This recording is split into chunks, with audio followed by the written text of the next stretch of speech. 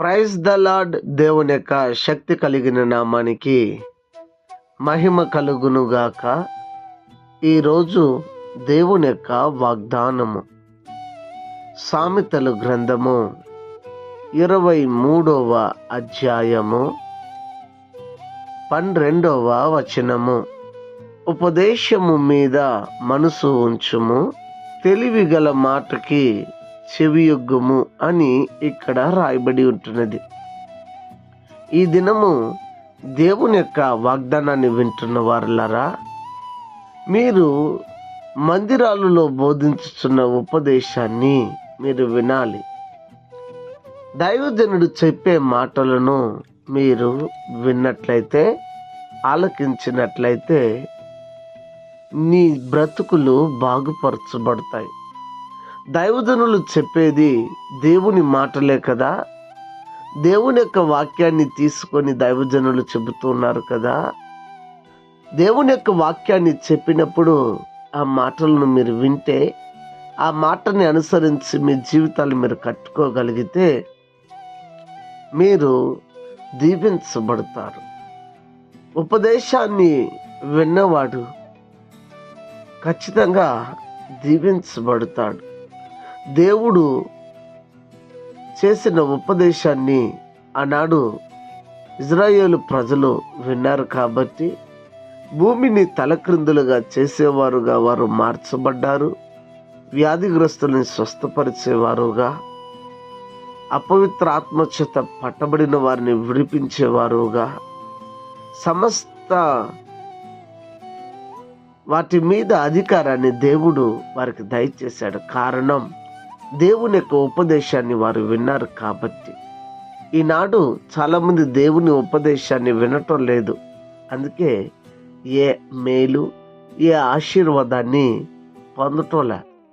ఒకవేళ వినినట్టుగా ఉన్నా అది అర్రకొరగానే ఉంటుంది, కానీ వినినట్టుగా ఉన్నా ఆచరణలో ఉండదు. కానీ మరి అలా ఉంటే దైవ దీవులు ఎలా పొందగలుగుతాం? ఉపదేశాన్ని వినాలని, తెలివి గల మాటలను ఆలకించాలని ఇక్కడ రాయబడి ఉన్నది కదా.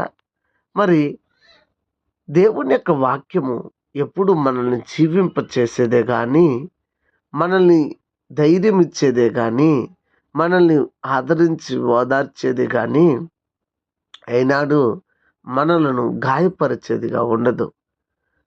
అయితే దేవాతి దేవుడు ఉపదేశాన్ని విని తెలివిగల మాటలను చెవియొగ్గమని దేవుడు అంటున్నాడంటే, మనము ఏ మాటలు వింటున్నాం అంటే, సాధారణంగా దేవుని యొక్క మాటలు, దేవుని యొక్క వాగ్దానాలు, దేవుని యొక్క వాక్యాన్ని, దైవజనుడు మాటని అసలు మనం వినము.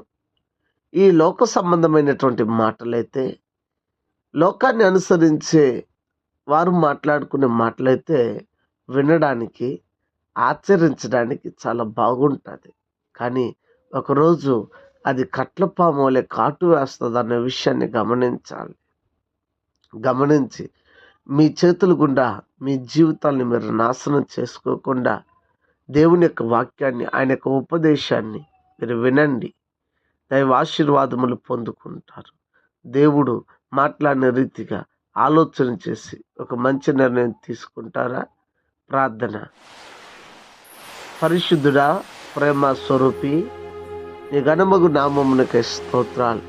మీరు మాతో మాట్లాడారు, ఉపదేశాన్ని వినాలని చెప్పారు. ఇన్ని రోజులు వినకుండా ఉండేవారు వినే కృపను దయచేయండి. లోబడిన వారు లోబడి జీవించే జీవితాన్ని దయచేయండి. సర్వశక్తిమంతుడా, మీ సముఖములో మేము వేడుకొంచున్నాం. కార్యమును చేయండి, దీవించండి, ఆశీర్వదించండి. కృపగలిగిన దేవుడవు. అనారోగ్యం చేత ఉన్న వారికి ఆరోగ్యము, ఆర్థిక ఇబ్బందులతో ఉన్న వారికి విడుదల, రక్షణ లేని వారికి రక్షణ ఇచ్చి ప్రతి వారిని కూడా నీ రాకడ కోసం సిద్ధపరచమని క్రీస్తు పేరిట వేడుకొని ఉన్నాము తండ్రి. ఆమేన్. God bless you.